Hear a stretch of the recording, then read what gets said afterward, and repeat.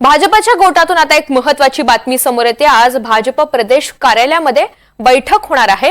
मुंबईमध्ये निवडणूक संचालन समितीची बैठक आयोजित करण्यात आली आहे। बावनकुळे यांच्यासह दानवे, दरेकर या बैठकीला हजर राहतील। विजयानंतर निवडणुकीचा सविस्तर आढावा या बैठकीच्या मार्फत घेतला जाणार आहे।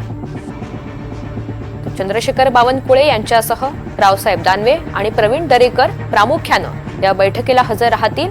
विजयानंतर निवडणुकीचा सविस्तर आढावा या बैठकीच्या माध्यमातून घेतला जाईल।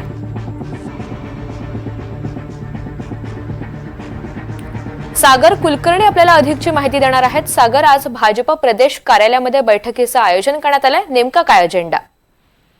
भाजपच्या वतीने निवडणूक संचालन समितीची बैठक घेतली जात आहे। दुपारी 1 वाजता भाजप प्रदेशाध्यक्ष बावनकुळे यांच्या उपस्थितीत ही बैठक होती। या बैठकीला रावसाहेब दानवे, प्रवीण दरेकर तसंच या समितीचे इतर सदस्य देखील उपस्थित राहत आहेत। राज्यात झालेल्या निवडणुकीनंतर एकूण साधारणतः कशा स्वरूपामध्ये प्रत्येक विधानसभा मतदारसंघामध्ये कोणकोणत्या गोष्टी घडल्या, कोणत्या गोष्टीचा इम्पॅक्ट झाला आणि त्यानंतर त्याचे परिणाम काय झाले याचा आढावा घेतला जाईल।